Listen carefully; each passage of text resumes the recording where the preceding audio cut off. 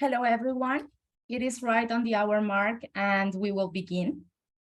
Thank you very much for choosing to spend part of your Wednesday with us. My name is Lisette Nonalaya. I work for the World Trade Organization, and I'm very honored and privileged to welcome you to today's virtual roundtable discussion on digital trade and digital transformation in Asia. For those who may not be aware, I wish to underline that this session is being recorded. Thank you for taking the time to answer the polls that were displayed. And from the answers received, we can see that there's a broad diversity in the attendees that are present, both by region as well as by affiliation. Hopefully, this diversity enriches the conversation here today. Before we get started, I wish to outline the agenda for today, as well as a few housekeeping rules, if you like, aimed at facilitating our conversation today.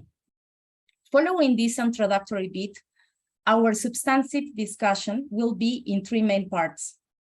The first hour and 10 minutes of today's session will be dedicated to our guest speakers, who will each provide a 10 to 15-minute overview of their respective areas of focus.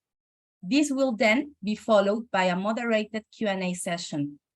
Thereafter, our moderator will provide a 10-minute wrap-up, highlighting the main takeaways of today's discussion. With this program in mind, I encourage all of you to play a dynamic role in today's conversation by posting questions on the substantive issues being discussed to the Q&A forum on this platform. Please use the Q&A forum only and not the chat function. Still, with respect to questions, we invite you to ask your question as soon as they occur to you, rather than wait for the dedicated Q&A session. In this way, we will be able to keep a close eye on the questions as they roll in and establish how best to engage with as many of them as possible. It is probable that our distinguished guest speakers, despite their best efforts, will not be able to get all of your questions, so apologies in advance for that. But hopefully, we can still have a rich and fruitful discussion with the questions that can be addressed. With these many words, I invite the Chief of the Course Design and Training section of the WTO, Mr. Jorge Castro, to provide the context for this virtual roundtable and welcome our moderator. Thank you. Thank you very much, Lisette. Welcome to everybody, and good morning or good afternoon to everyone participating in this event, depending on where you are connecting from. My name is Jorge Castro, and I am the Chief of the Course Design and Training section at the Institute for Training and Technical Cooperation of the WTO Secretariat. Thank you for joining us today for this roundtable discussion on digital trade and digital transformation in Asia. I would like to welcome the moderator of this roundtable discussion, my friend, Dr. Patrick Lowe, and our amazing panel of distinguished speakers who will animate this discussion with their wealth of knowledge and expertise. Thank you all for being with us today. Before I hand the floor to Dr. Lowe, allow me to make just a few introductory remarks to highlight the context that brings us here today. This roundtable discussion marks the conclusion of a 14-week-long WTO Regional Trade Policy course for Asia-Pacific members and observers of the WTO. This course is jointly organized by the WTO Secretariat and our academic partner in the region, the Shanghai University of International Business and Economics. So I would like to extend our welcome to all our dear colleagues and participants joining from Asia.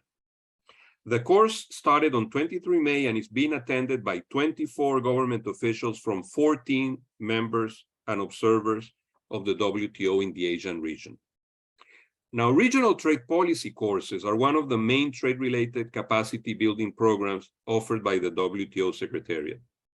Their objective is to enhance the human and institutional capacities of WTO members so as to ensure that they can take full advantage of their participation in the rules-based multilateral trading system. Regional trade policy courses pursue this objective by providing in-depth training on the WTO agreements, the functioning of the WTO, its rules and procedures. They also provide a unique focus on regional trade policy issues. The aim is to raise awareness of the relevance of the WTO in the regional trade policy context, and in so doing, encourage and facilitate dialogue on multilateral and regional trade issues among key stakeholders.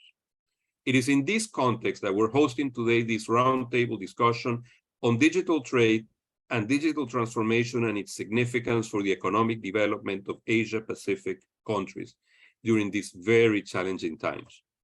Without further ado, I am very pleased to introduce the moderator of this roundtable, Dr. Patrick Lowe.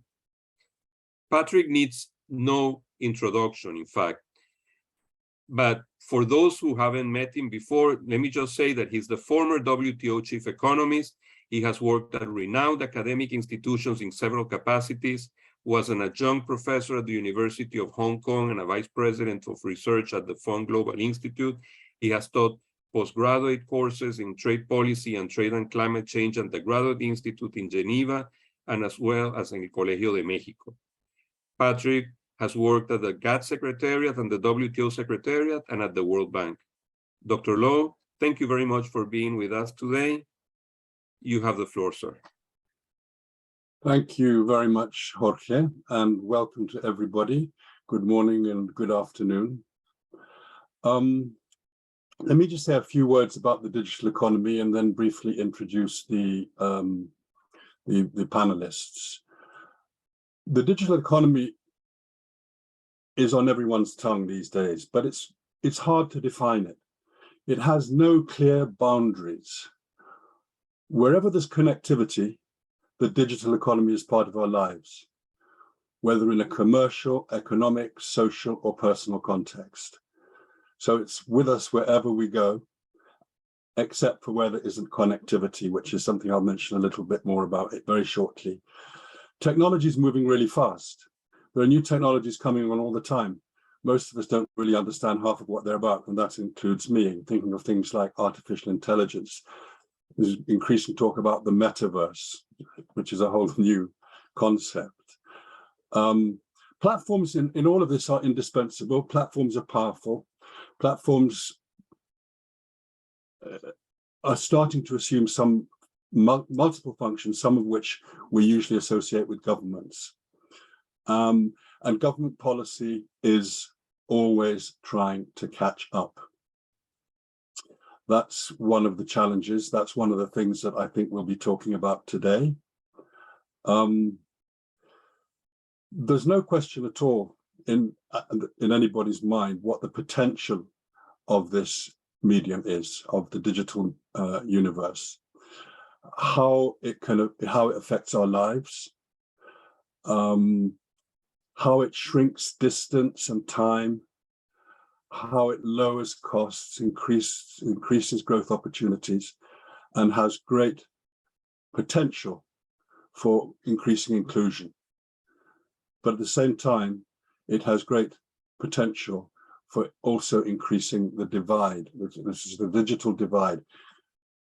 Individuals and populations that don't have access to the infrastructure and to the medium are being more and more excluded. But at the same time, those that do, if we think about small and medium-sized enterprises, with the digital world, they can establish clienteles all over the world, something that could never be done in pre-digital times. So it's a medium, it's exciting, it's going to be with us, its importance is going to intensify. And we need to make sure that people aren't left behind. There's been quite an effort recently to enhance international cooperation. When you have something, a phenomenon like this, which is so international in concept, we need international regimes to manage it. To some extent, the firms manage it. To some extent, the platforms manage it. But governments are indispensable. And just to mention a little bit about what the WTO has been trying to do, the WTO first got involved in the idea of the digital economy in the late 90s. In 1998, it established a work program This was not intended as a negotiation. It was intended as a work program to understand better the digital world and what it meant for international trade. The work of this group has clarified a number of things, but it hasn't really taken us very far. And in 2017, at the 11th Ministerial of the WTO, the 71 WTO members decided that they would sign on to a joint initiative aimed at negotiating rules for e-commerce and for the digital economy. That work, as I said, which started with 71 members, now has 86 members involved, directly involved. It's based on the idea that it will be inclusive and non-discriminatory, even if all 164 members of the WTO are not involved in the negotiations. The idea is not to exclude them through discriminatory means. The work has continued. It is challenging. Some issues where cooperation is obviously indispensable have made some progress. Things like consumer protection, electronic signatures and authentication, how to manage spam, open government data, electronic contracts, paperless trading, and some components of transparency. Those are the kinds of things that, on which progress is being made. There are real challenges as well, because when you think about how the digital economy is emerging, there is a literature which has been contributed to by quite a few people on the three digital kingdoms, if you like, which is the United States, China, and the European Union. And these seem to be the rule makers, and most other countries find themselves in the position of the rule takers. And this is going to be a big challenge, how to manage that. What the WTO exercise does, I think does, is to maximize the opportunities of inclusiveness in this whole enterprise. What also I think is important, I started by saying the digital economy is really hard to define, and it's hard to define because it's everywhere.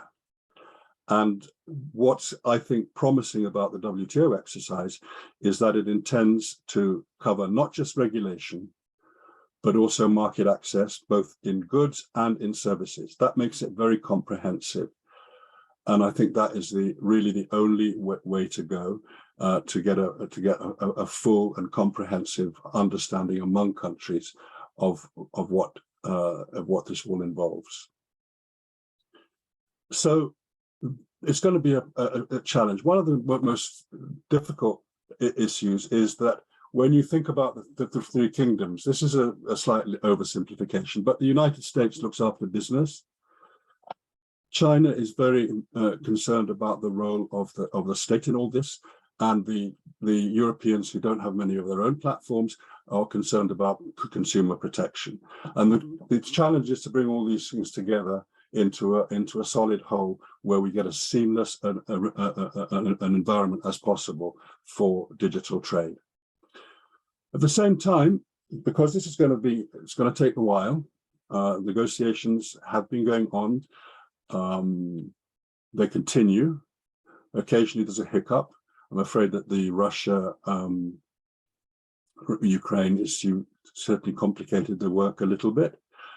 But at the same time, in parallel, I think this is really important, and I'm not going to say too much about this because I suspect some of the speakers might, is the preferential trade agreements. There are almost 200 of these now. Many of them are bilateral. Some of them are embedded in bigger agreements like RCEP, and some of them are bilateral and standalone. So that's all I want to say at the moment. Let me just quickly introduce the panelists. Their bios are in the material you've already received, so I will say very little about that. We have Her Excellency Ambassador Mrs. Pimchinok Pitfield. She's the ambassador of Thailand to the WTO and to WIPO. We have Mr. Hadri Sopri, who's head of the digital trade policy of the Asia Pacific and Japan region for Amazon Web Services. We have Mr. Ouyang Cheng, Deputy Director, Alibaba Research Institute, China.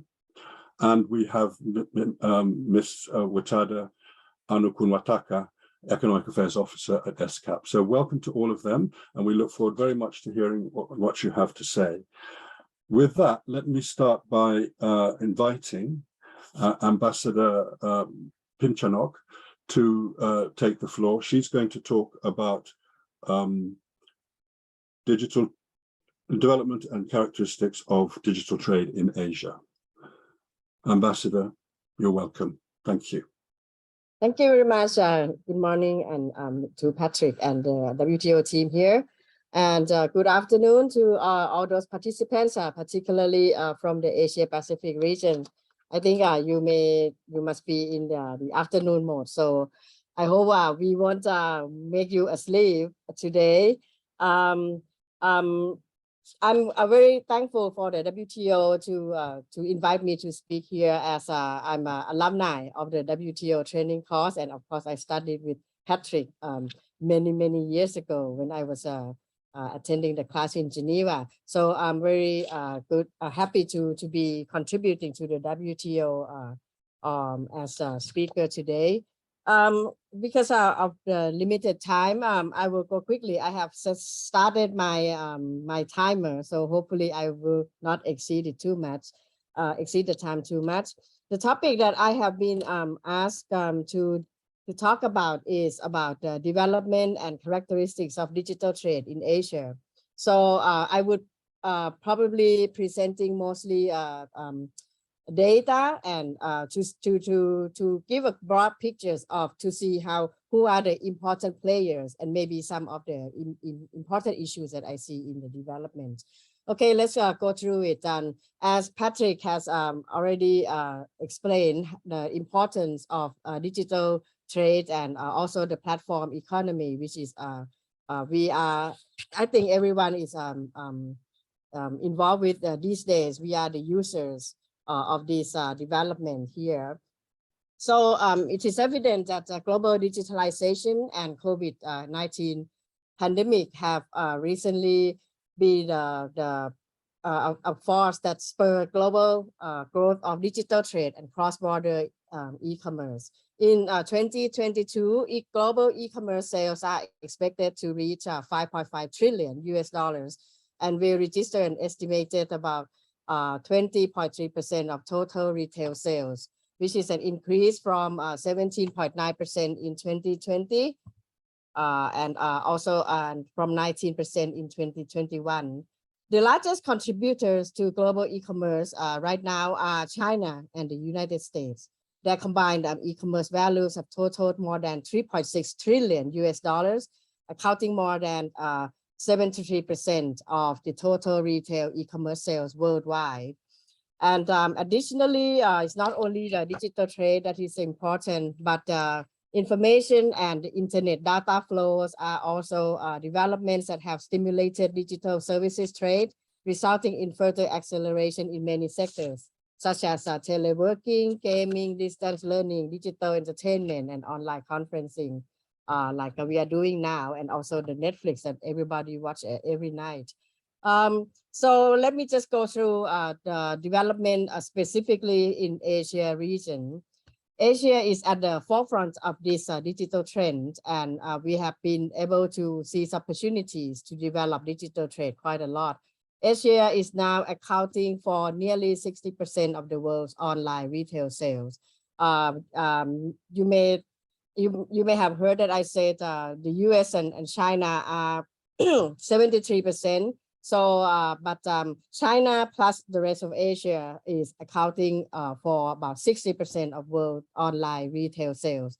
And therefore, it is this topic is very important for our region. That is my view. And it is expected that the Asia Pacific will enter a golden age for digital trade over the next 3 years, doubling its value by 2025, according to the Euro monitors. In terms of digital services trade, economies in Asia and the Pacific can capitalize on the growth of digital services trade that have been evident. You know, we have in 2005, the value of digital services trade was 403.4 billion. but right now it has reached to 1.4 trillion in 2020. This has more than tripled and achieved the highest regional growth. This is the figures for Asia Pacific. So we have seen triple growth over the past decade. Of course, this growth has stemmed from several factors: human capital development, enhanced digital connectivity, regulatory reforms, and institutional building, and certainly international cooperation. And also, I think some of the trade agreement, such as many FTAs in the region, is also a contributing factor to this. So the development levels of digital trade in major Asian economies, according to study by Deloitte, can be divided or classified into 3 levels. First is what they call the mature markets, including China, South Korea, Singapore, and Japan. The second categories are developing markets such as Thailand, Malaysia, Indonesia, and Vietnam. And the third category is early stage markets such as Myanmar, Cambodia, Laos, and Brunei, and so on. Actually, there are some figures here, but we are not supposed to share the screen. So anybody who are interested, I can submit the paper later. Now, for the key characteristics of digital trade in Asia, why is it that we are experiencing so much growth here? The first factor is, of course, the highest level of e-commerce penetration. In the year 2021, Asia has the highest level of e-commerce penetration, followed by North America, and ASEAN is doing quite well as well. In ASEAN, the potential growth of e-commerce is assumed to stem from its strong linkage to China, which is its largest trade partners, thanks to the Belt and Road Initiative and other factors. The second contributing factor to the second characteristics of digital trade in Asia that is very noticeable is high level of smartphone penetration. The digital boom is reshaping almost every aspect of business and social life in this region. I myself also, go everywhere to take pictures and also to selfie and post it on my Facebook and other stuff. I'm sure that this is the smartphone has been a very important tools where a digital trade and platform economy has taken off. And of course, Asia has the most significant number of mobile phone users globally, with the fastest growth rate in South and Southeast Asian countries. The use of smartphone is very common now. In Singapore, it's about 87%, Malaysia 83%, and Thailand is 75%. So those are the second characteristic. The third characteristic in Asia Pacific is the fastest growing region in the global e-commerce. The UNSCAP has reported that Asia is the fastest growing region in the global e-commerce marketplace. About approximately 78% of Asia's e-commerce retail sales take place via mobile phones. The next characteristic is that social media is very important.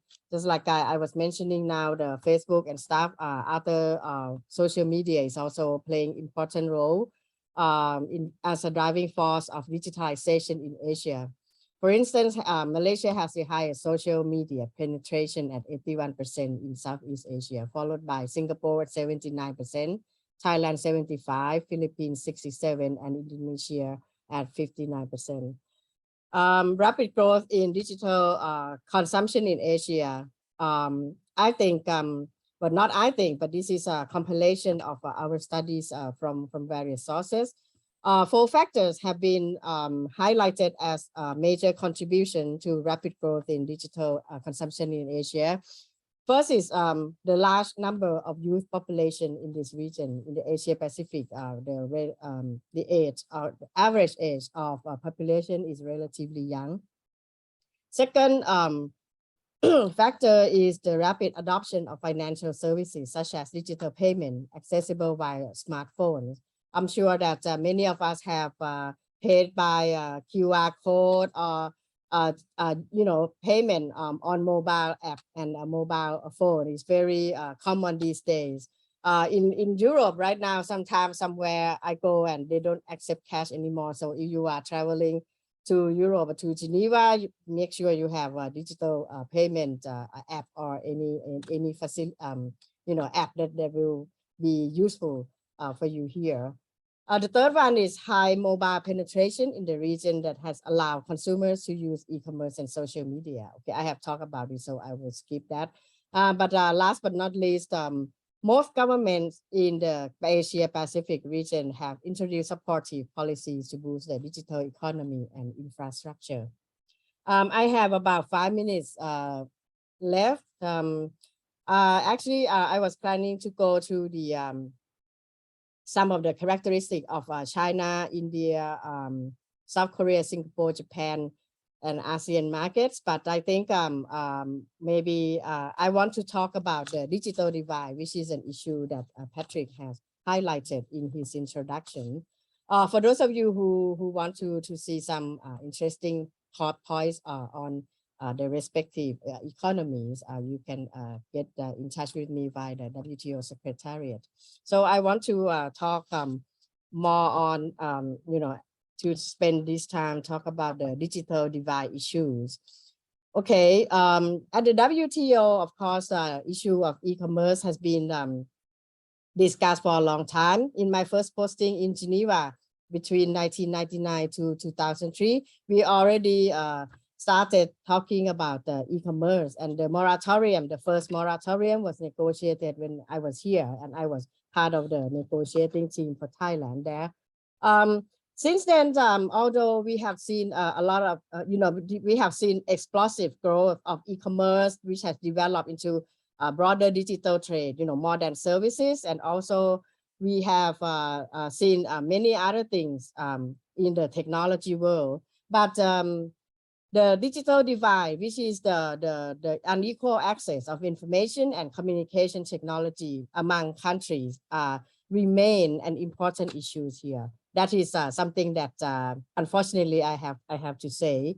I myself is the personally, and my country position is also very supportive of e-commerce and digital trade and towards digital economy in general. We see how important and useful digital trade can be.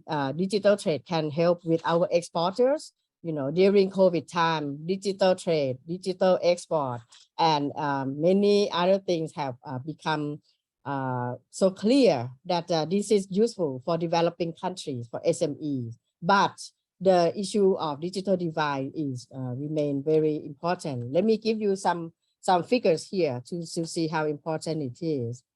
The first, the global digital divide, which is very important, is the first thing is that they have many members still have unequal internet access. The COVID pandemic has sparked a surge in internet use.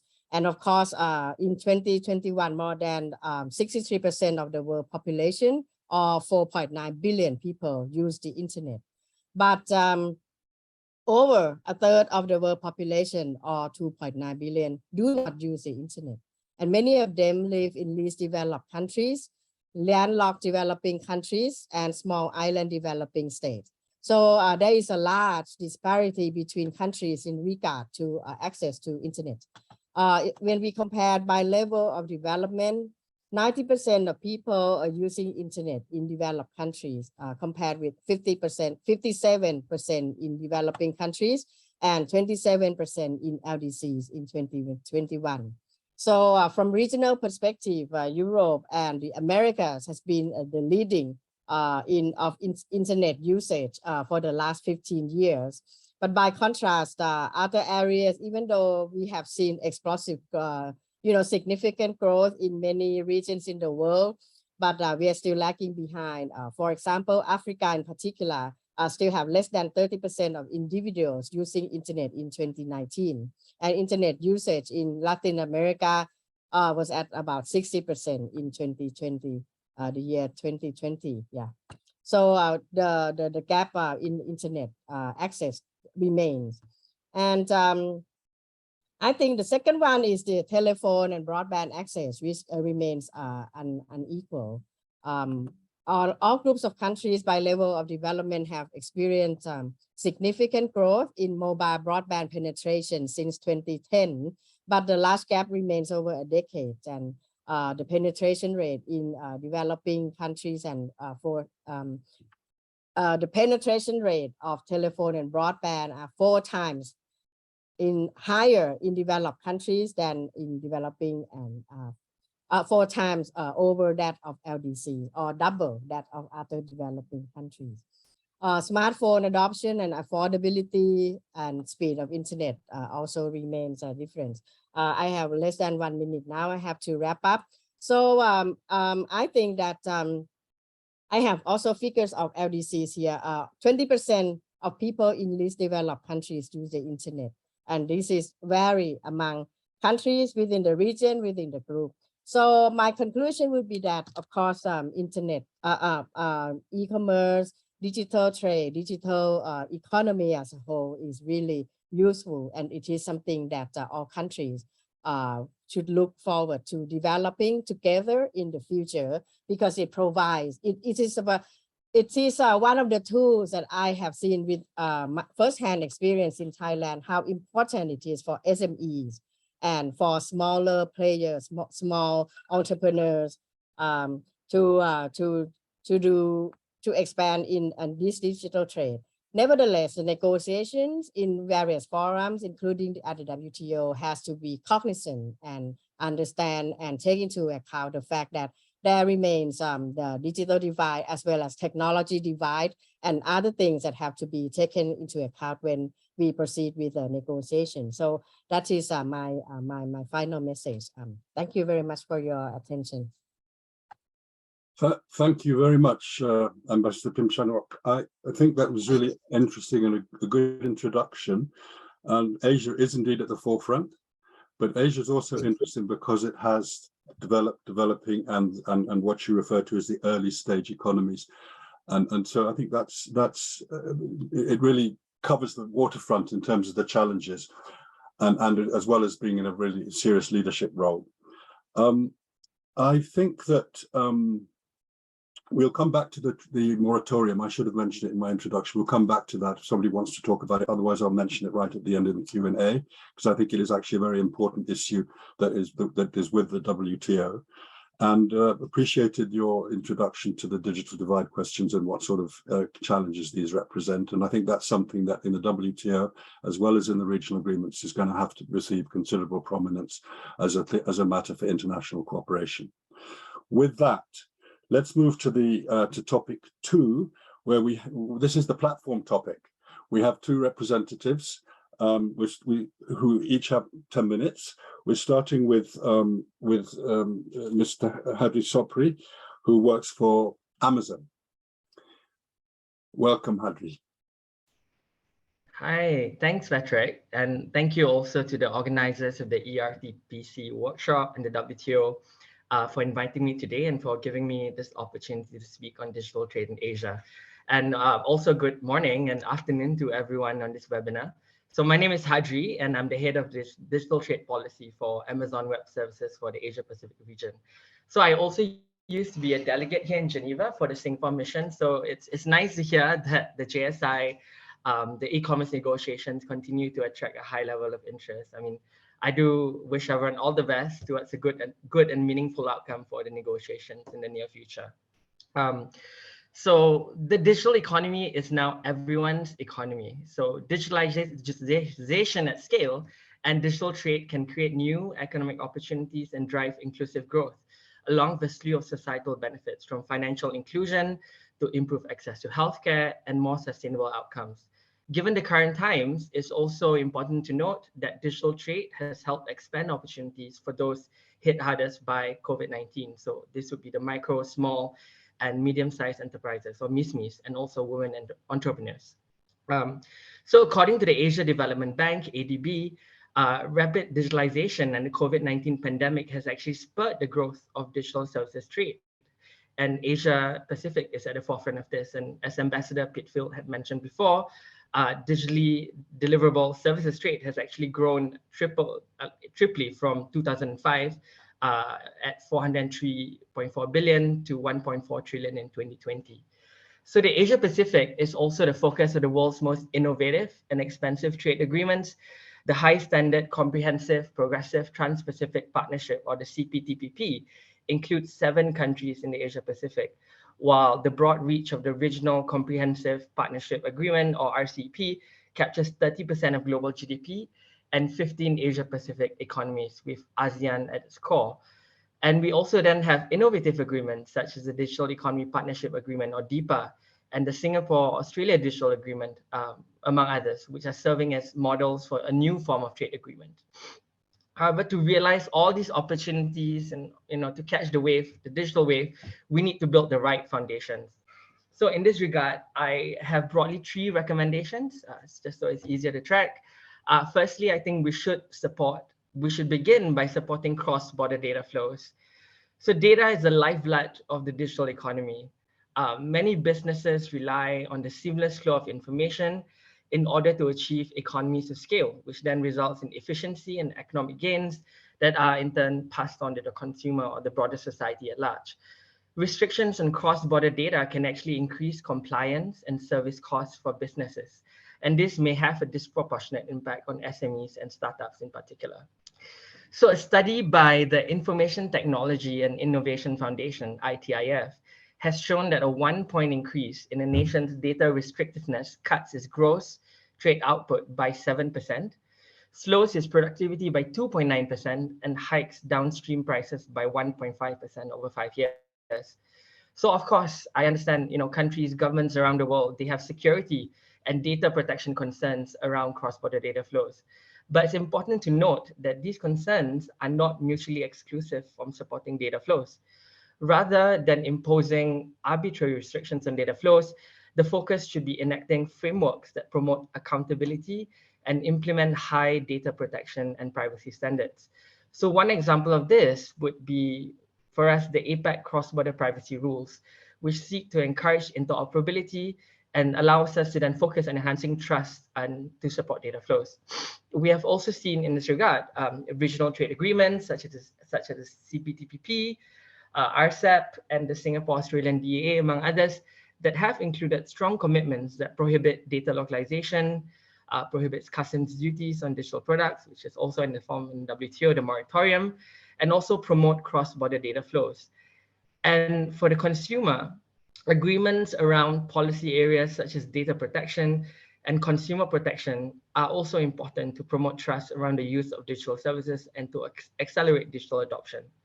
So these are the core digital trade rules that we believe will support cross-border data flows, and in so doing, the growth of the digital economy in the region. So secondly, we think it's important to ensure interoperability of digital standards. So international standards provide a common language that facilitates trade, accelerates innovation, and enables people to work together towards greater common goals that cut across disciplines and borders. In contrast, a patchwork of conflicting national technical standards actually raises costs, as well as the potential for creating security risks if consistently high standards for privacy and cybersecurity, for example, are not aligned. The lack of standards interoperability also poses a high barrier for small businesses, especially when they want to enter the market or expand beyond where they first grew. So rules or trade rules and good regulatory practices for digital policy and digital standards, especially in emerging technology areas like cybersecurity or even AI, where regulations are still at a nascent stage, are particularly important. This ensures that as countries or WTO members look to develop new standards that impact digital trade, that they take into account the view of stakeholders. They adopt risk-based approaches and also reference international standards where they exist. So in this regard, like MOUs or even dialogues to promote cooperation on such digital policy and standard issues could be explored to complement binding trade rules. So this would be similar to what the Singapore-Australia Digital Economy Agreement has done on artificial intelligence, for example. And finally, the last point I have to make is that it's important to also then look at bridging the digital skills gap. So this is part of the whole conversation on digital divide as well. Capturing the potential for digital technologies and ensuring that workers have the necessary skills to succeed in the digital economy will require a step change in our thinking on how we approach digital skilling.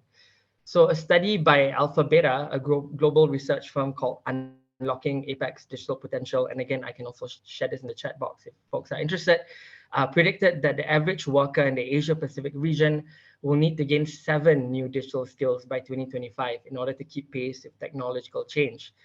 In particular, the study called out the need for advanced cloud computing skills and data skills in Asia Pacific. And that's expected, the demand for that is expected to triple by 2025. So how does that connect to trade? Well, trade policy and trade agreements could also have a role to play to foster international cooperation in digital skilling. As we see more of these innovative agreements like DIPA, like even the Indo-Pacific Economic Framework, and also the WTO here through your various joint initiatives, where there's room for not just trade rules, but also international collaboration, digital skills should be addressing the digital skills gap should be prioritized.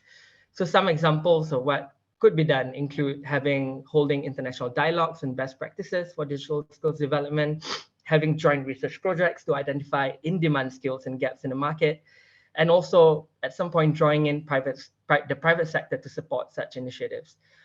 For example, public-private partnerships could be developed to augment digital skills program and capacity building.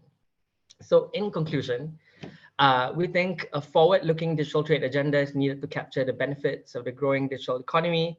The benefits of digital trade were already apparent before COVID-19, but I think this crisis has brought into sharper relief what these benefits are and how important it is to accelerate the digital transformation. So I think as we emerge from the worst of the pandemic, hopefully the need for governments to even further enable digital trade to mitigate economic slowdown and support a more rapid and inclusive recovery could not be more important. Thank you. Thank you very much, Hadri.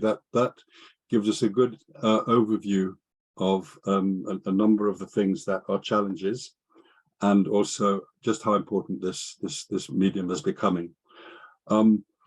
Let me now turn to Mr. Ouyang Cheng, who's part of the Alibaba Research Institute in China.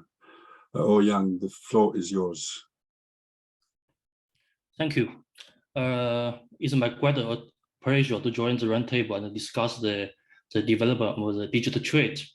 For my part, I want to say, at the moment, although there are different understanding or points respect to the digital trade, but I believe all of us recognize the digital trade is empowered by the digital technology.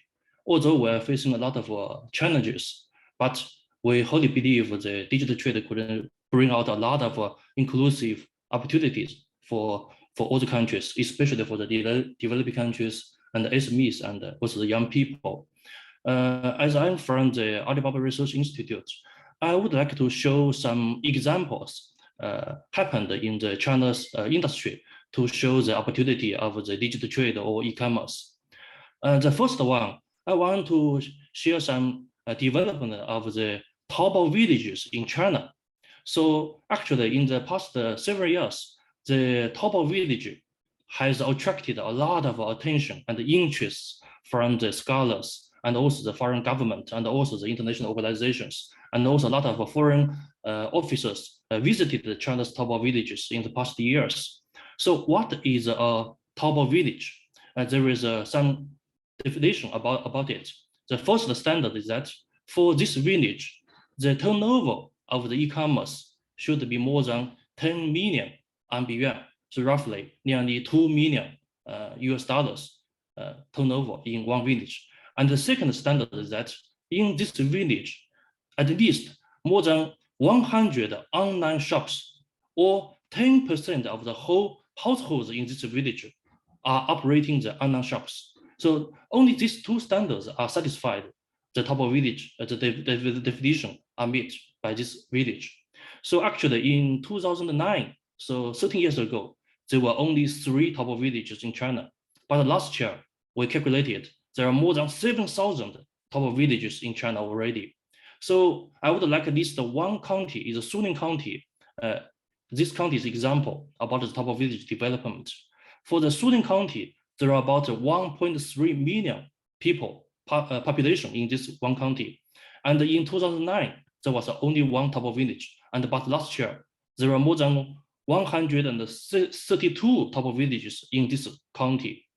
And among the 1.3 million population, there are more than 200,000 people are employed in the e-commerce industry. So what happened to this county?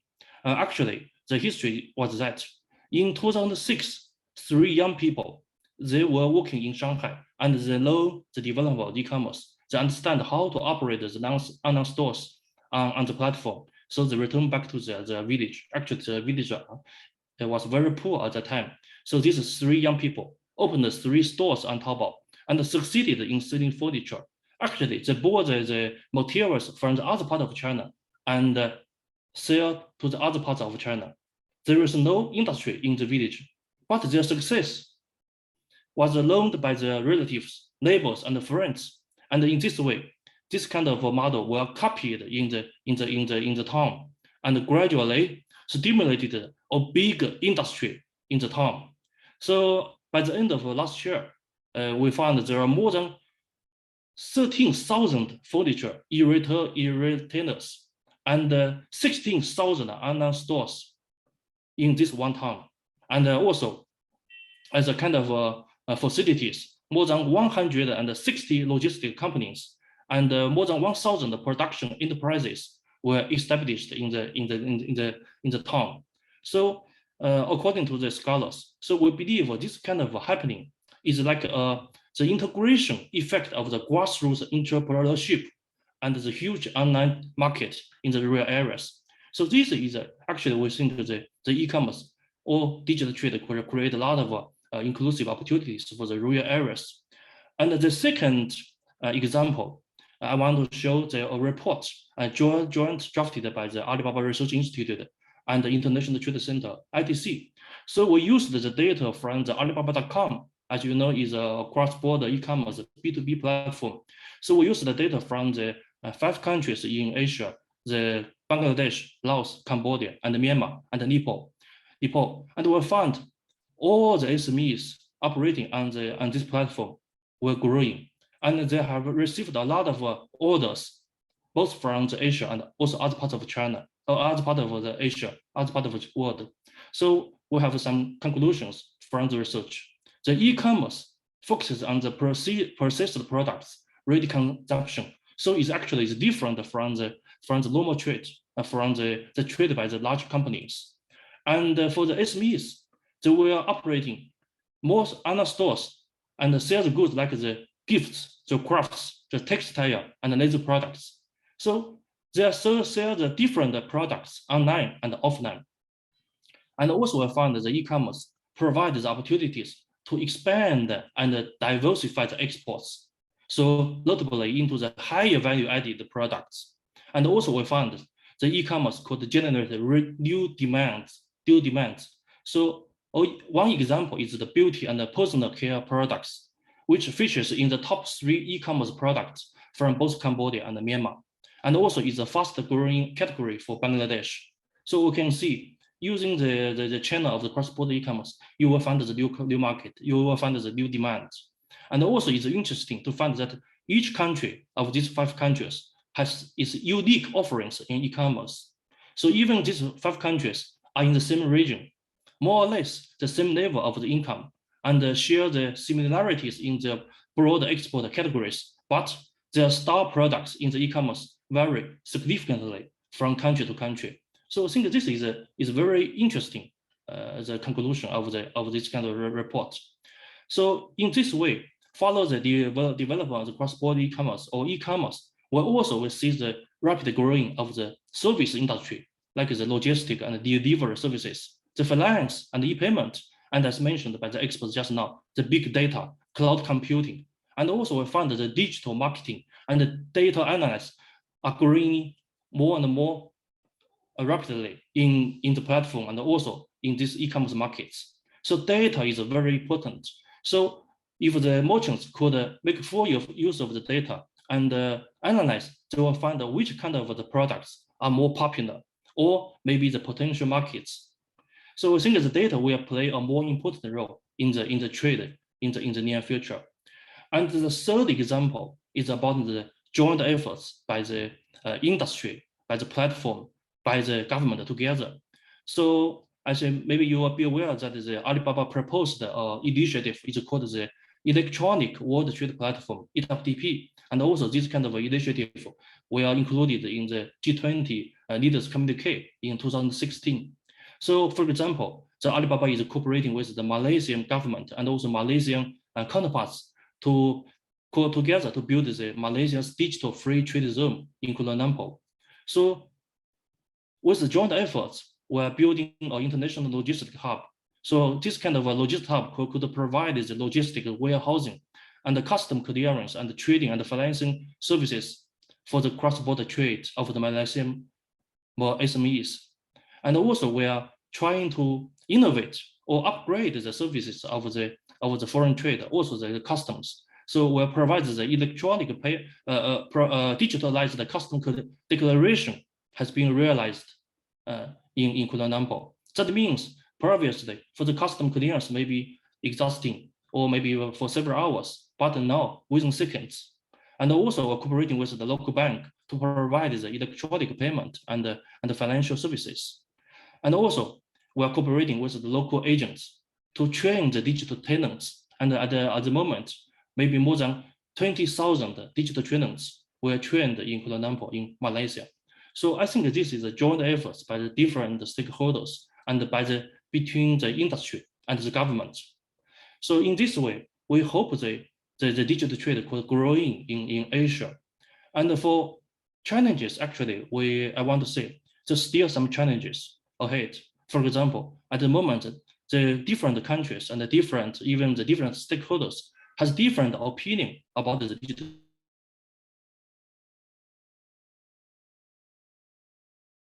You see a lot of new policies were released by different countries, but they're not the same. They are not at a different level. And we found that some people has too much worries or concerns about the digital trade. We believe this kind of a worry or this kind of concern sometimes is unnecessary or overstated. And also we want to say we should have the more unified the policy relating to the data flow, to the minimis of the de minimis of the cross-border e-commerce, and also the market access for the e-commerce related industry. So, and I also mentioned the digital divide is still existing.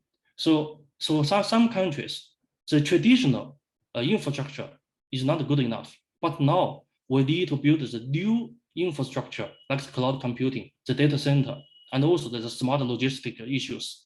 So we still have a lot of things to do in the near future to cooperate together. So this is my points. Thank you.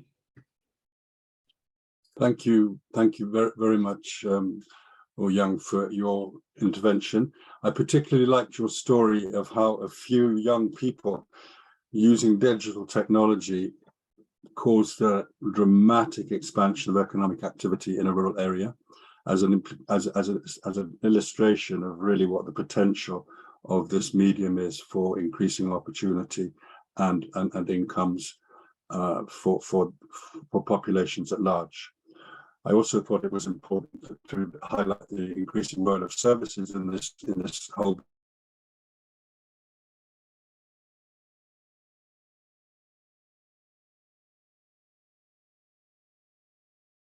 coherent international agreements. With that, let me invite the last speaker for topic 3, digital trade regulation and sustainable regional integration, from Ms. Futada Anukunwataka. I hope that's more or less okay. You're welcome, and the floor is yours. Thank you. Thank you very much, Patrick. First of all, I would like to thank the organizer for inviting ESCAP to be part of this very interesting discussions.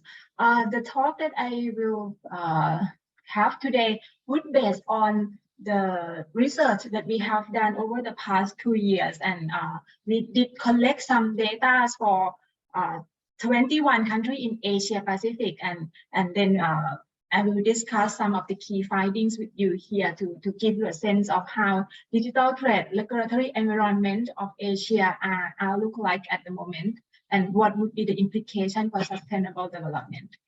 I heard Patrick and Her Excellency already mentions about the linkages between goods and service in the context of digital economy and the diversity of Asia Pacific region, which this is really also highlight and support by our research. It is clear from the data and from the experience that we in touch with the country that for Asia Pacific, even though we could say Asia as a whole are the forefront of the digital economic development, but in fact, if we deep dive, we not only have about the vibrant, large developing economies, but we also have economies that are not large and cannot consider, at least for now, as the main player or unicorn type of economies. This country, for them, what currently matter is probably not about to establish market shares in digital service and export, but it's about how they can have efficient interplay to utilize the benefit of digitalization into the exports of more traditional goods and service like agriculture, textile manufacturing, value chains in manufacturing industry, and even the traditional service like tourism.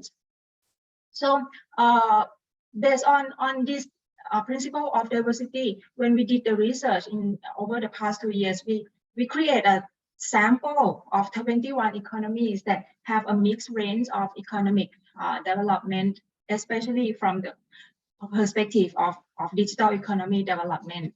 So on one end, we have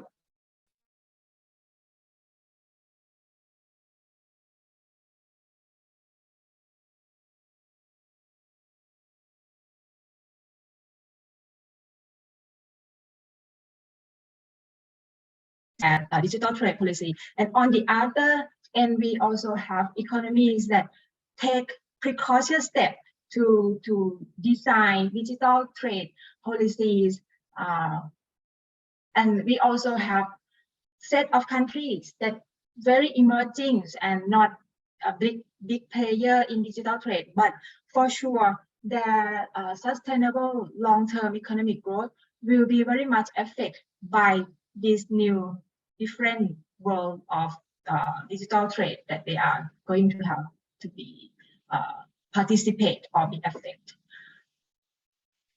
What we found in the research, one observations that I would like to put up front here is we observe that when in Asia we have several sub-regions, right? And in each sub-region, you could see that there are dominant players in each sub-region. When we compare dominant player with smaller economies around them, in economics term, we call it hub and spoke economies. We kind of see a difference in policy environment when in regard to digital trade. In general, we found that large dominating economy of each sub-region tend to go toward heavy regulatory environments than smaller economies.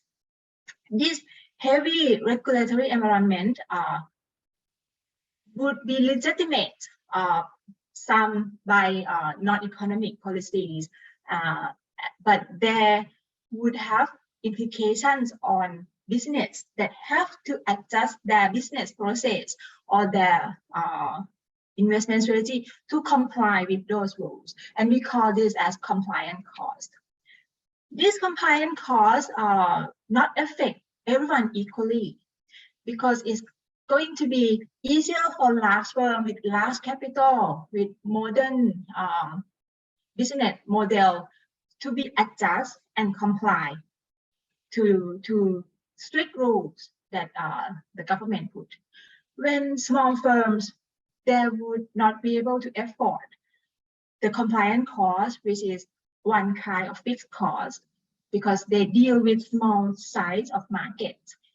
Many of them are still in informal sector. And then with this, it means that rules or regulations may affect opportunities of small firms to participate in digital economy. And it also affects consumers.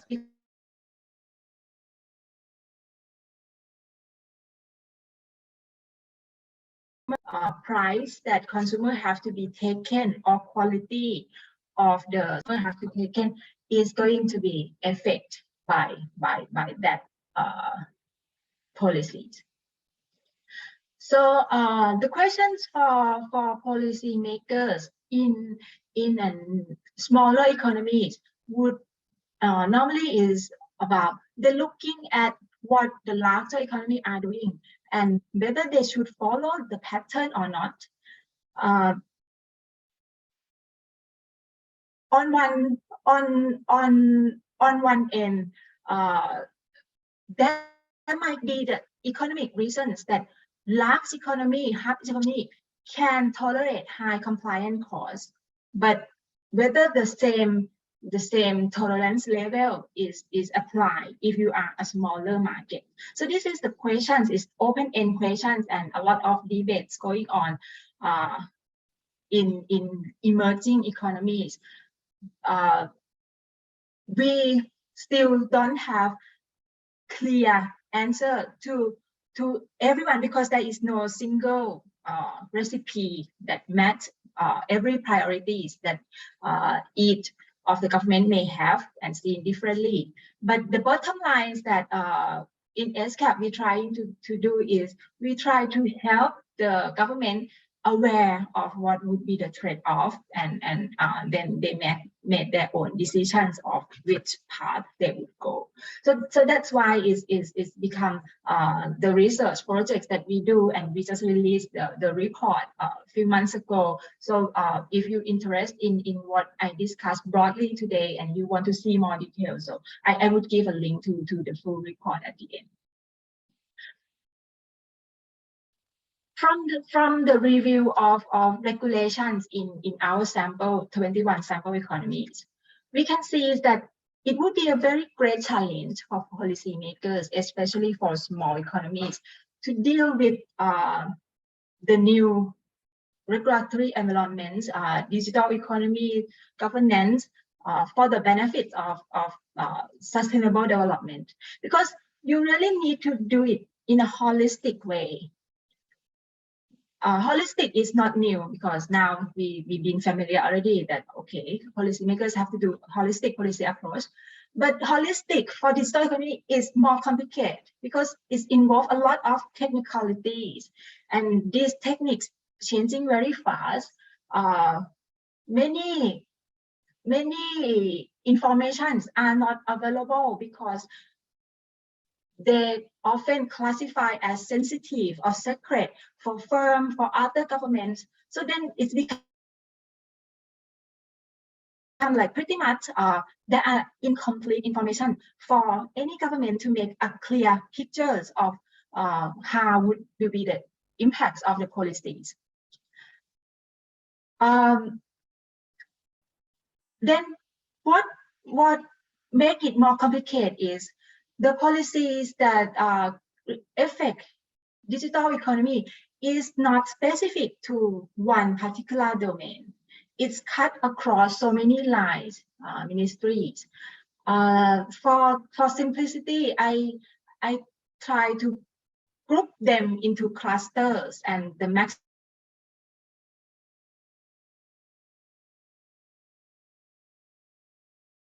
one cluster is traditional trade policy measures, for example, tariff measures, non-tariff measures that affecting goods and services in the digital domain.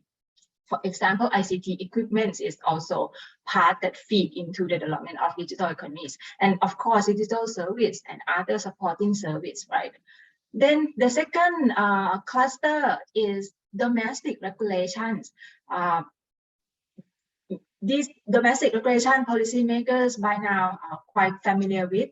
For example, public procurement, investment policies, IP, telecom regulations, for example.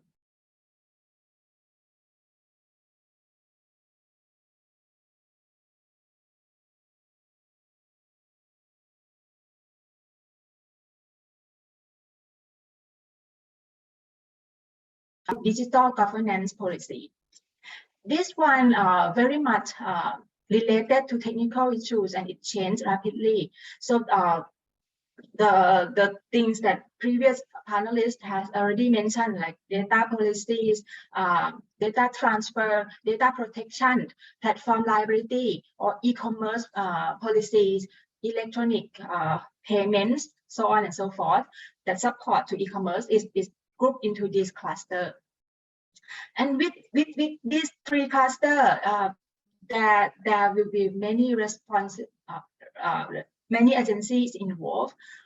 If you have to create a comprehensive, holistic policies, you probably have to fit 50, 60 policymakers in one room from different ministries, and then they discuss and they don't know what the other are doing. And that's what we encounter when we do the data collections and we reach out to government to verify the how we collect the data, whether it's correct or not, because many economies that we dealing with, they struggle to find who would be the focal point, who would know who's doing what to verify the data for us in that country.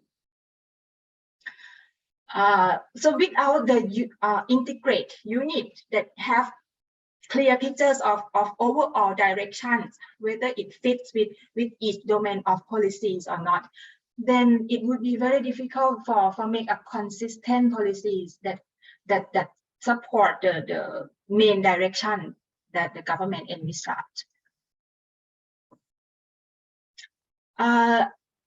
So based on the 21 economies that we collect the data, I have some figures to share, although I'm not supposing to share PowerPoint, but I think it would be for you benefit to see, because it's easier with the graphic.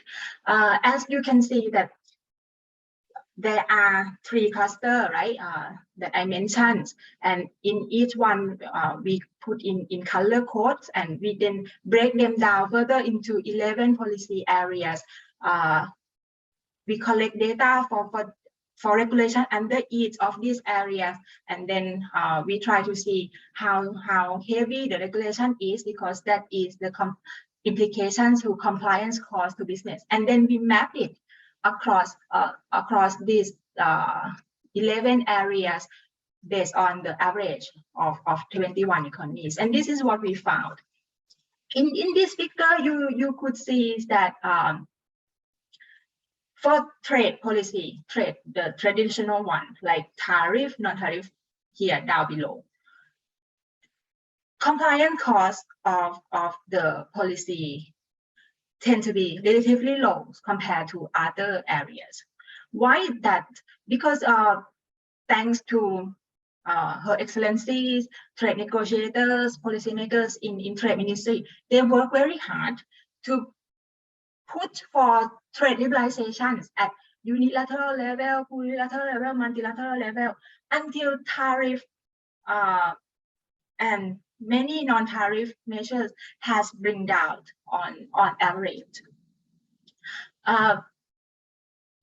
More issues of regulatory compliance would come from domestic regulation, especially those with technical area. For example, the very high one is internet liability, that talk about platforms regulations, telecom regulations, and not surprising, but it's quite strange given that every government wants to put for e-commerce to support small business. We found that regulations related to e-commerce, with we cluster in the online sales area, it's still very high on average.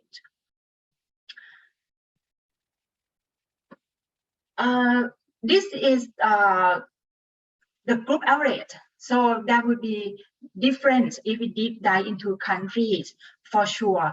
And then it's come to the second terms here in the graph, which I call similarity of the regulations across these 21 economies. Then and then you can see there are two big groups here. There are groups of policies that low similarity and high cost of compliance, and there are another group that the sample economies tend to have similar policy to some extent and low cost of compliance.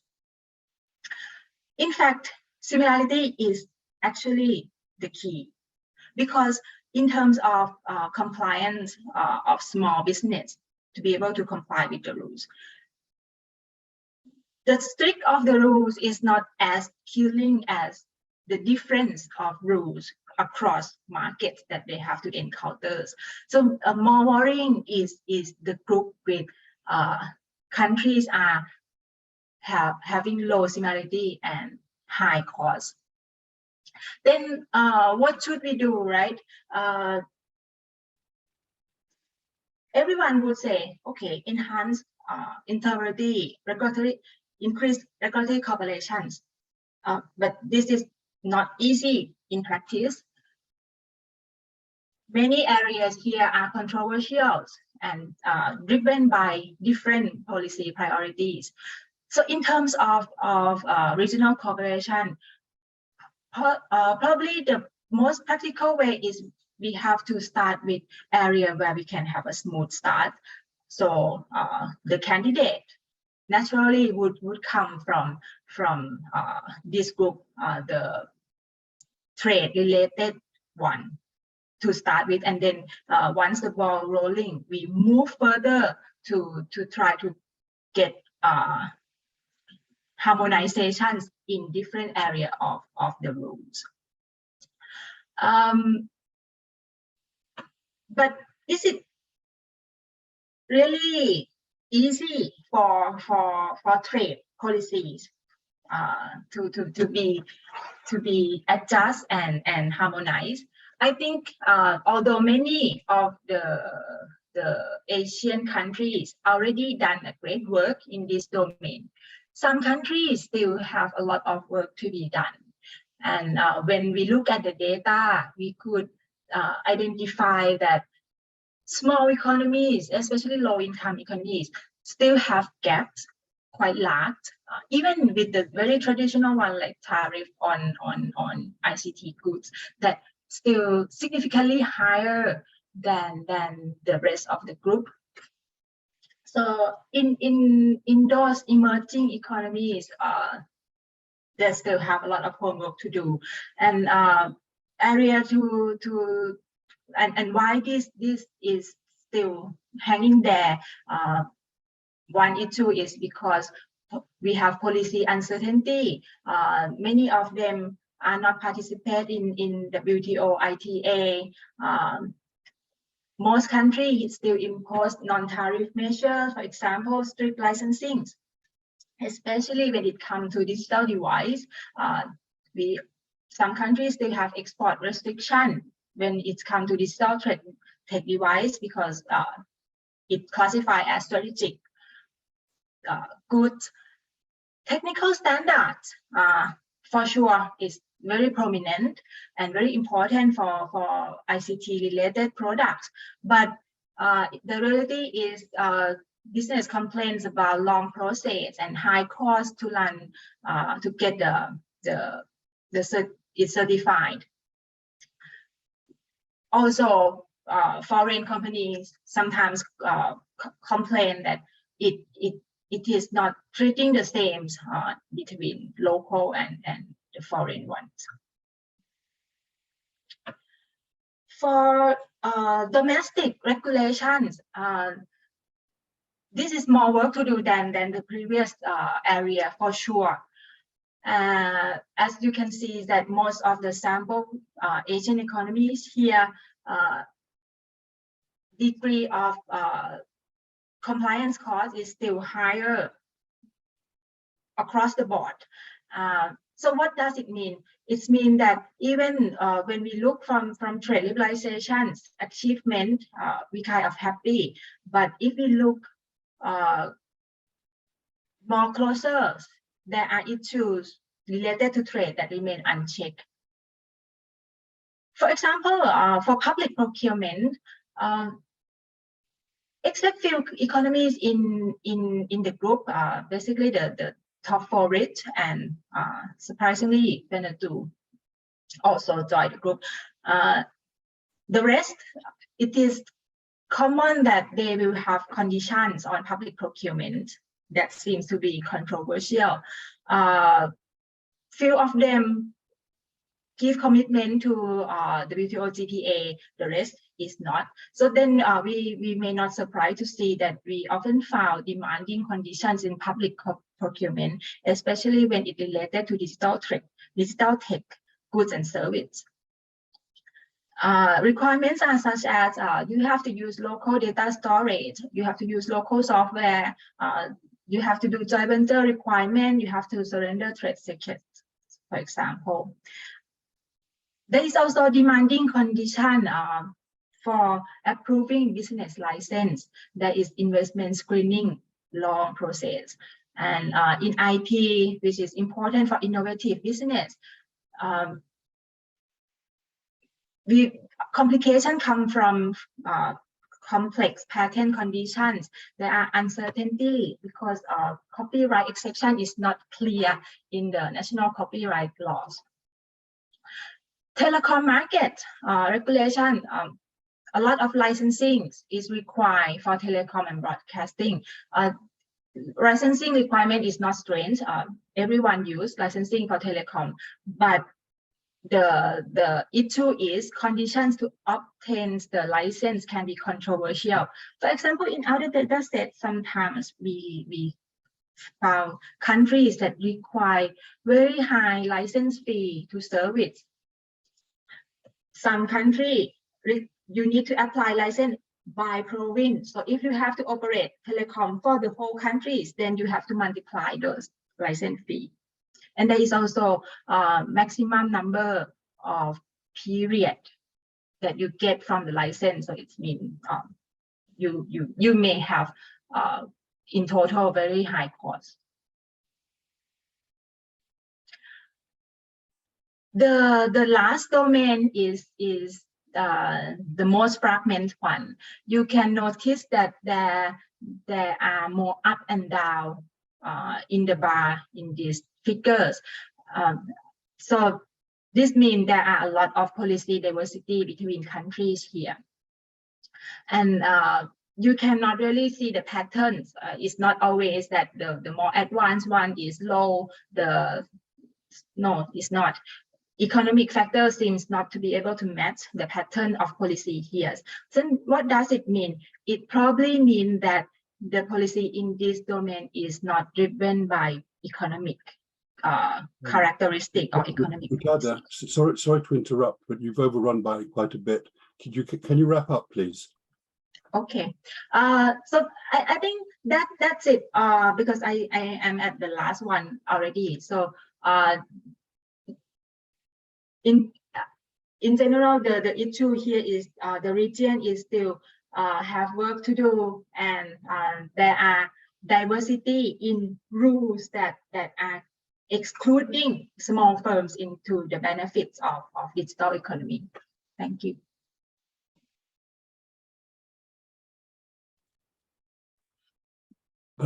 Thank you very much, Witada. It was great to hear the kind of overview of the whole region that ESCAP has, and the considerable amount of work you've done looking at all the challenges and issues. So thank you very much for that. We now pass to the Q&A section. There've been a fair number of questions. I'm not sure we'll have time to address all of them, but let's get started. Yeah, if the panelists would like to put their screens on. I think the first question that I just wanted to clarify, because I should have mentioned it right at the beginning, is the question of the moratorium. I think the moratorium is an important issue, at least in the minds of some it is. It's essentially in the late 1990s when the first efforts to do something or say something about e-commerce enter the picture. It was proposed that there should be a moratorium on import duties on electronic transitions. The wording was carefully chosen because it was intended not to include the idea of any of let's say, value-added taxes. It was for discriminatory taxes at the border, and it was when electronic transmissions. Was that content, or was that the actual transmission? And that was never clarified. As it is, the moratorium has been renewed periodically and is still in force until 2024, I think. And essentially, there has been a challenge to this moratorium from certain countries. India and South Africa have expressed some reservations about the moratorium on the grounds that with the new technologies, products that used to cross borders as goods would face import duties at the border. And now that they travel digitally, and there's a moratorium in place, there's going to be a loss of revenues. There are estimates of what these loss of revenues are going to be. They vary considerably, and that's in part because of the way in which they're counted in terms of potential digitization and actual digitization and so on. Anyhow, the industry seems very keen to see this happen, that the moratorium stays in place, and many governments do. There is a view, though, that it would be extremely difficult for technical reasons to actually collect taxes on digital transmissions in terms of their content. And that actually speaks to one of the questions that has been raised about the potential of traceability. So I just wanted to mention that. Because the first question is exactly that I want to pose, that's been asked, is what was the impact of the moratorium on developing countries and LDCs of Asia? I invite any one of the panelists to answer that question. If there's not a volunteer, I'll have to identify one. That's the question. What has the impact of the moratorium been for Asian countries, in both LDCs and developing countries? Any takers? Hadri.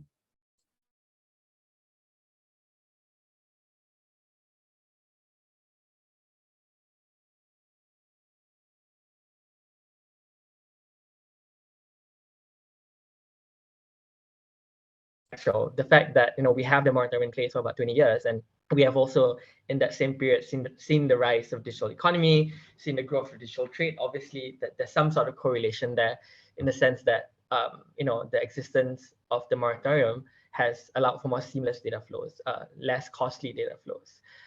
I guess I'm looking through the Q&A questions now, and I see some talking about whether there's a way to measure the flows, and whether that would then allow for better policy making, and whether in the case that if the trade itself is very small, then maybe some small countries would rather pick the small revenue from charging the e-transactions itself.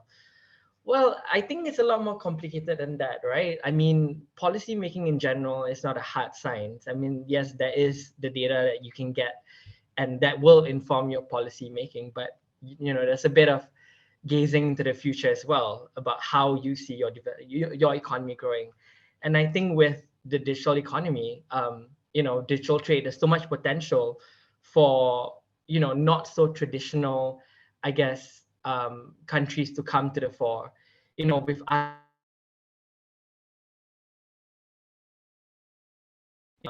these countries have grown so much in the past decade on the backs of growing digital economy, on the backs of growing digital trade. So obviously, it's very important that I think countries, when deciding whether they want to renew the moratorium, whether they want to lose the moratorium, whether they want to make the moratorium permanent, think about that.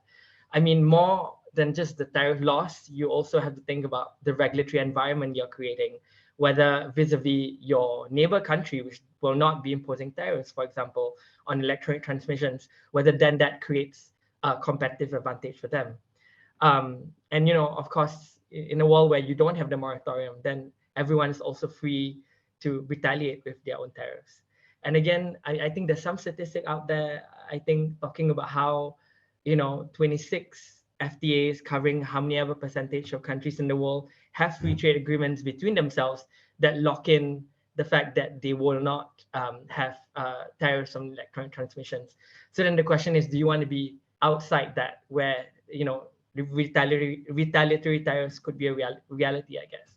So I mean, these are all some of the considerations. I don't know whether, you know, it speaks to how it has impacted developing countries in LDCs, but just putting out some thoughts. That's fine. And another question which I'd like to put to Yang is,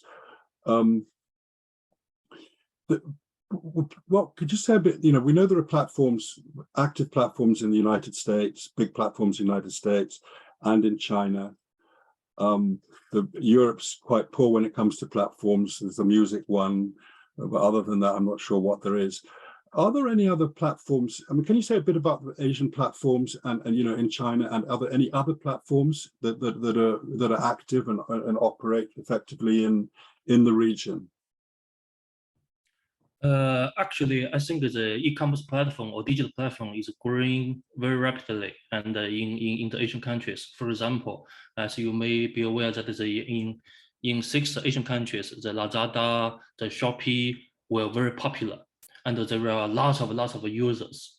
And also, I think some platforms maybe are global platforms, like the Amazon, like the Alibaba.com, and some platforms maybe focusing on some regional market. So like the Lazada. And also, you know, there's actually, when we go to the different countries, we can see some local platforms provide the service about the trade, and also, as you mentioned, the music or the share riding, a lot of things. Actually, I think that for the Asian countries, they are using the digital technology to grow their platforms, their own platforms. But this platform may be invested by the local partners and also the foreign investment together. So in this way, I think the Asian countries actually, they will have more and more platforms in the near future. But for one policy recommendation, we're encouraging the countries to have the better market access for the foreign investments to invest in digital technology related areas. So this is my short answer. Yeah, and presumably, from the point of view of the benefits for consumers, but and whether we're talking about B2C or whether business to consumer or consumer to consumer or business to business, that these things are, and having more platforms is good for competition. Yeah, actually, you know, there are more and more users, including the big companies, the small companies, to using the platform to do the international trade. But it's interesting. We found that there is a new phenomenon that the B2B and the B2C are emerging together. For example, on the Alibaba.com, previously is a B2B platform, but now we see there was a lot of small orders from the foreign purchasers. So we found it's interesting. When the foreign company, they place a small order, when they receive the products, they think it's a good quality and sold well in the local market, they will make the place the big order. So actually, I think that also the consumer want to have the diversified or some very specific product for themselves. That means there will be more different trades in the near future. So I think this kind of is emerging, and also from B2C could be developed into the B2B, and the B2B could be developed into B2C. Yeah. And turning to another question, Ambassador Pinchonok, there are a couple of questions about the WTO exercise, the e-commerce joint initiative. The question, the kind of, I guess the tenor of these questions is, how likely is this thing to come to a conclusion? Is it going to happen? Is it going to happen in the foreseeable future, or is it going to be a kind of talk, and talk again kind of exercise? I'm going to answer that without my ambassador's hat. As a long-time negotiator on services and e-commerce, like I have written the answer to Ms. Ekaterina, I think we always have hope that things will be concluded at the WTO, and as we have seen that it happened on fishery subsidies agreement just recently, but that is after 20 years. But I think my view is that, of course, I'm positive about the mood of the JSI negotiations, and of course I am aware of some members who are ambivalent of how it is taking place as a plurilateral discussion rather than multilateral negotiations. But anyway, this we must understand that e-commerce and digital trade and digital economy, and including platform economy and other technological development, they are new frontier issues. Of course, e-commerce is just a part of the digital economy, in my view. So negotiating this issue will require some, I would say, careful understanding of how things are developing and evolving. I would give example. My concern, not really concerned. Okay, so to answer the question, yes, I'm sure it will be concluded one day.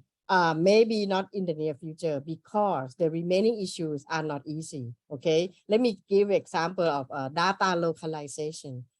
Everybody who's involved in digital economy would understand how important data localization and data privacy, data protection is. This is directly related to development of platform economy. How can you utilize big data of consumers for the platform consideration? So my answer to that would be that the remaining issues are more difficult than what have already been concluded.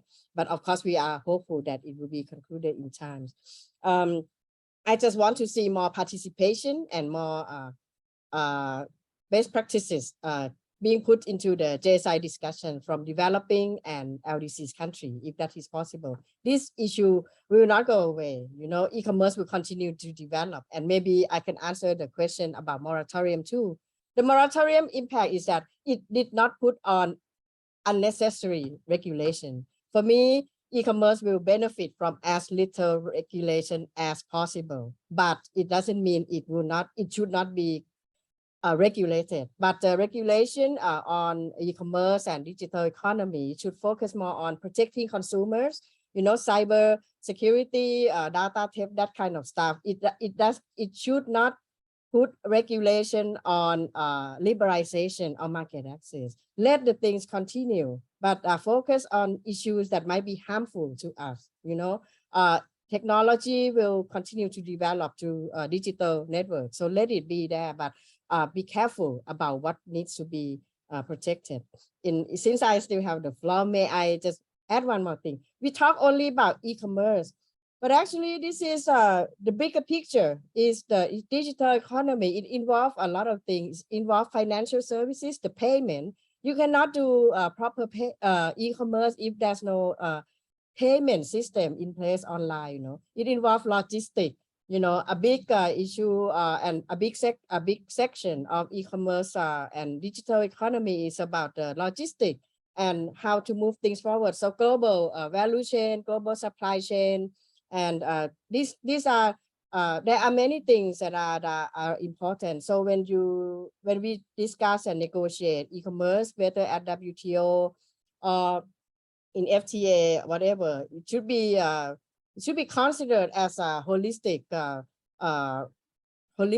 thing. It's not only like a moratorium, e-commerce, market access, liberalization of services. No, it is the whole package. This is a very big thing. So I invite our developing countries and LDCs to understand and to take a deep understanding and interest of this issue. And hopefully the negotiation will continue in a broader sense. Thank you. Sorry. Yeah, I'd like to follow on from that. Another question for Tada.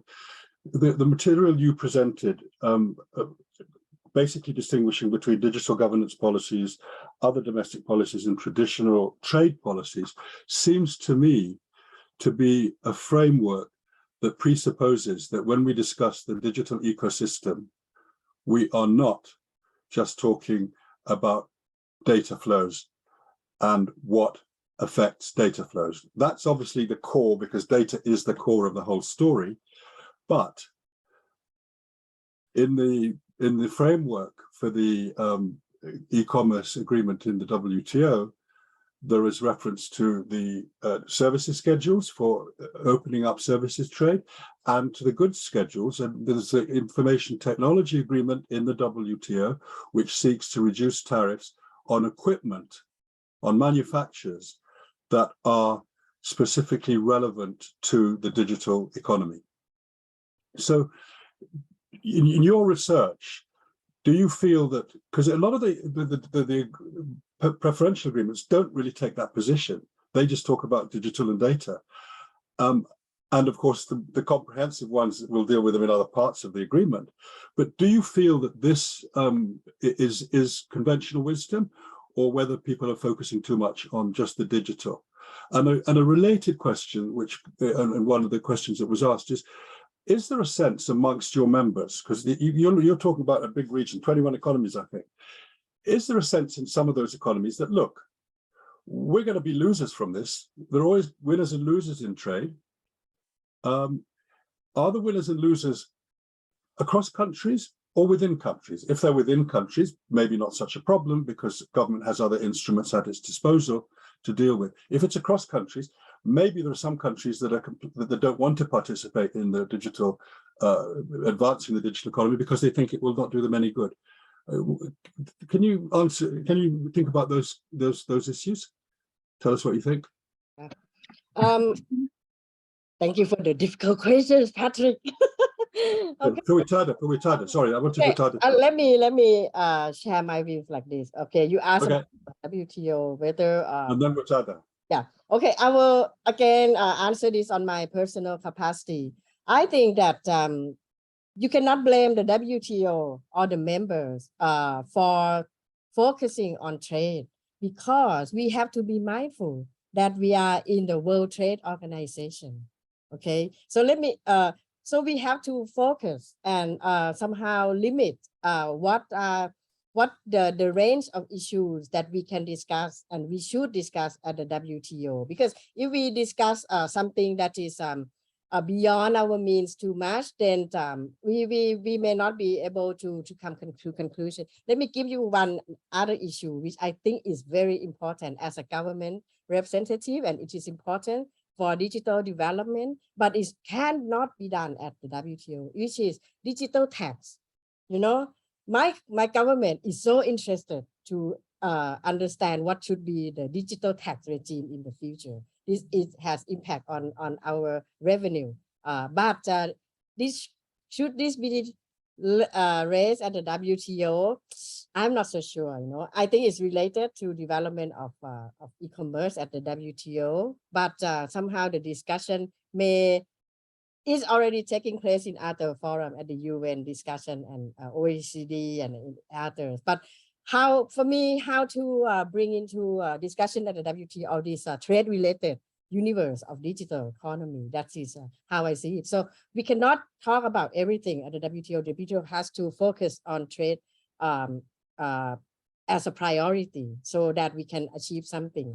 But then how to bring in discussion or knowledge or understanding of other related issues to make sure that digital economy development and the rules are beneficial to all members, develop or developing or Ldcs, whoever. And I still stand firm on my belief that developing an Ldc will benefit from proper expansion and development of e-commerce. So that's my view. But how to bridge the gap, reduce the some kind of the divide, you know, and how to how to make it really useful for the little companies. Yeah. So maybe I would just share on that.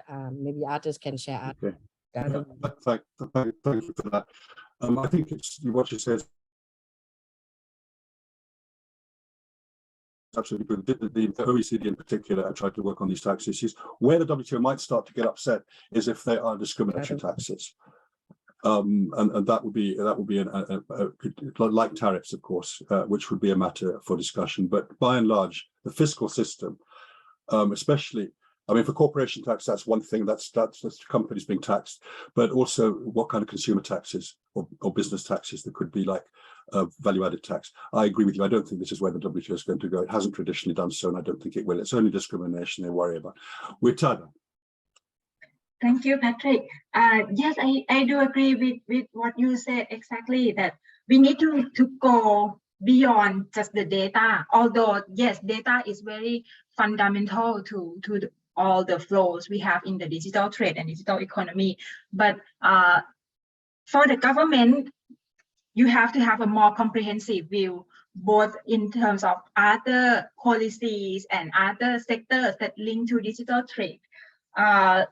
Many of these policies, laws, and regulations are beyond the context that Ministry of Trade could be covered or could be discussed with the cross-border forum. But definitely the government need to understand the comprehensive package of policy that related. So that's why we try to put the bigger pictures, rather than just digital service trade policies. We try to incorporate more than that. And we heard the feedback from the government that some even wants to expand the scope of policy frameworks into physical infrastructures, so on and so forth. So that would make things even broader than what we see in my research today.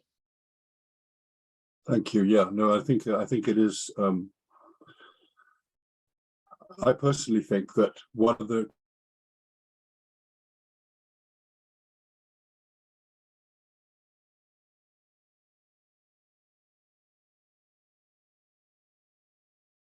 aspects of trade, and they're not always internally consistent because they were negotiated at different times and aim at different things. But this is an opportunity, considering that we can't even define what a digital economy really constitutes, because it's pretty much everything. It really makes sense to try to be as comprehensive as possible in that agreement. Now, if that agreement is going to be housed in the WTO, it'll have to be housed as a separate agreement. One thing that is clearly an issue, and there were a couple of questions about this, and I would be interested in some reactions. Why this is what we call a joint initiative or a plurilateral. That means that it is not that this negotiation was not launched on the basis of a consensus decision by 164 members. It was launched by those 71 members I mentioned at the beginning, but it intends and it states that it will be non-discriminatory, that it will respect the principle of non-discrimination. Now, is that a truly viable position? Because I know that in the corridors there have been discussions about how to do something a little less non-discriminatory to deal with the differences in the different digital kingdoms of approach and of priorities, and to then say, well, we don't really need the principle of non-discrimination. I don't know. I mean, I don't know what. I think I would be a little bit quite interested to know what the business side of the picture has to say about this. I mean, how much do the platforms care about non-discrimination in international regimes that impact on the digital economy? How do you start? And then Ouyang, to answer this question, does non-discrimination matter? Of course. Actually, we pay great attention to the development of these kind of policies and the negotiations. From our perspective, we want the trade to be open and less restrictions, less limitations for the flow of goods, services, and data. Hadri. So yeah. Sorry.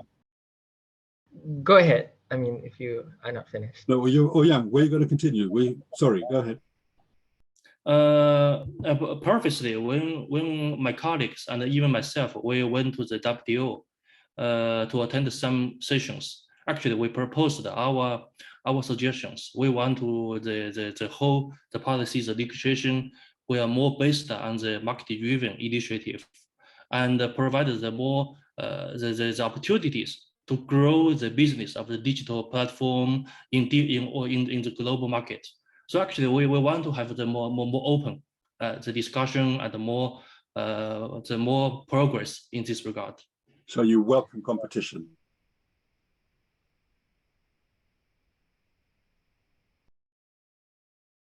Of course, no problem. Yeah. Okay. Well, Hadri.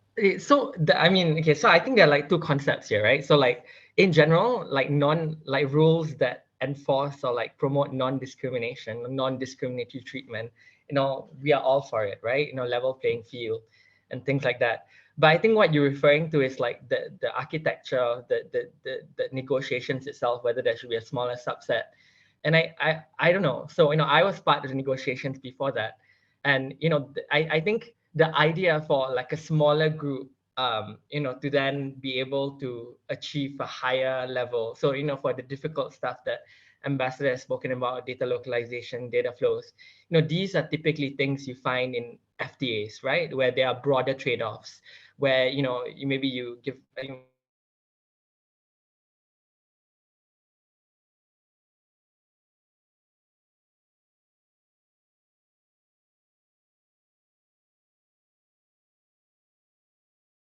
that I remember the negotiations like from a year or two ago, among some countries, right? And beyond the usual ones that would be interested to pursue something a bit more ambitious than, you know, in the area of data flows, the localization, even trade facilitation, I think, if I recall correctly.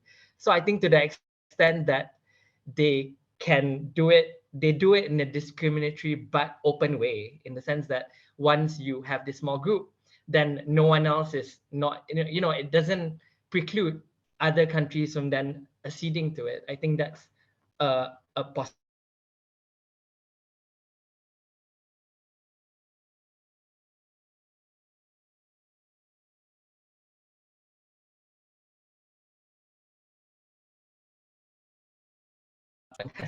By the issue of whether this is a truly multilateral agreement or not, but I think that the point has been made that the de jure it's MFN, it's non-discriminatory. The question of if you don't participate, if India continues not to participate, is it going to face de facto discrimination because the rules will be shaped in ways that they might not have been had they been part of it? And I mean, it's not for me to comment on national positions, but it seems to me that there is a trade-off here between objecting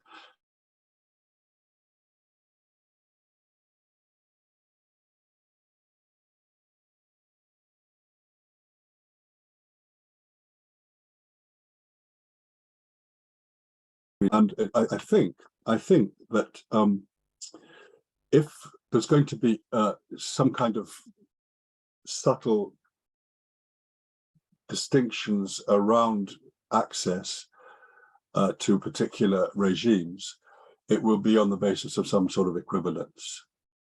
You see, if you look at ESCAP, for example, sorry, if you look at RCEP, for example, there's some very nice language about free flow of data free flow. And then immediately after that, there's an except when this is not considered in national interests, etc.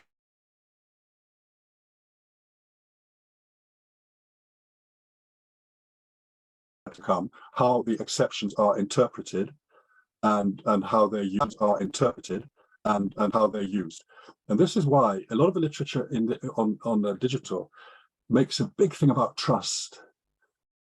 And really there is I think trust is a hugely important concept, precisely because there are so many ways that you have to trust your partners, because you're not going to be able to be very precisely pin down every little last aspect of transactions. at any point in time. There are many moving parts. This is an extraordinarily complex setup, precisely because it's the whole economy.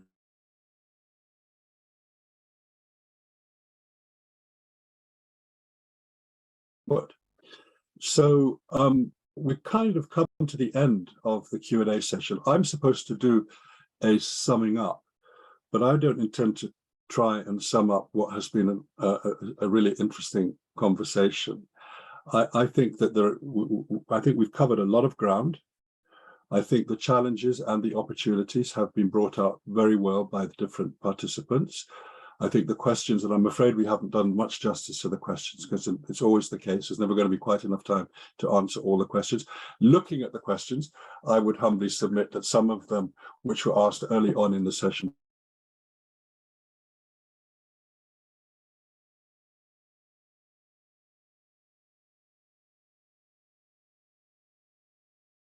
there is it's not really a question. It says grateful if speakers kindly share the papers and reports they are mentioning in their presentations. And I'd like to encourage that. And my proposal would be that you send them to the Secretariat and ask. I'm speaking on behalf of the Secretary. I'm not part of the Secretariat, but anyway, I'm taking the liberty and let the Secretariat then distribute them to all the participants. I'm sure they'll complain if they don't think this is a sensible suggestion, but I do think that would I'm make sense. sorry, Patrick. Yeah, I I have asked my colleague to compile all the background studies that I refer to. I'm not so sure whether the speaker was interested to have our speaking note as well. Maybe I'm sure. The more the better, I suspect. Okay. So there are some corrections, but from my part, I will send it to Secretariat for circulation to the course attendees. And the Secretariat have just said on the chat box that they're more than happy to distribute anything that they've submitted to them, so that it can be passed on to the participants. Okay, unless any one of you has any pressing thing you'd like to raise or say, I would be inclined to end the session here and invite the Secretariat to wrap up.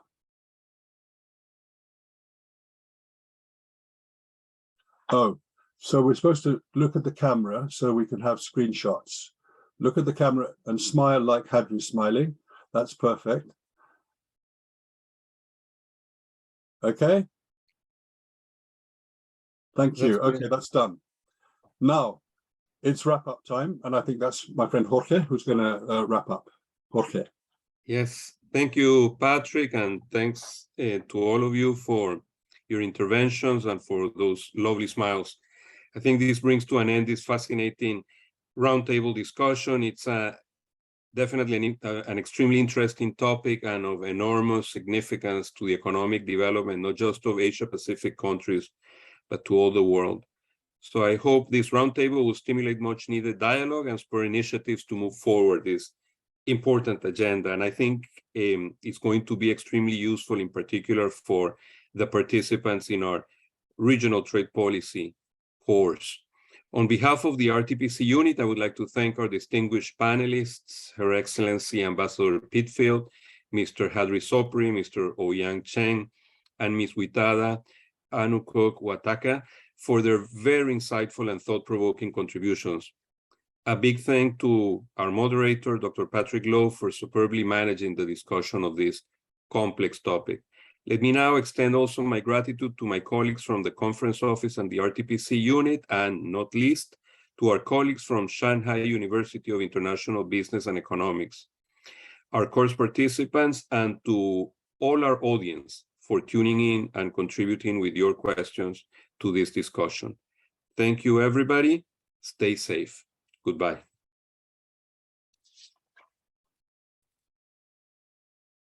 Thank you very much.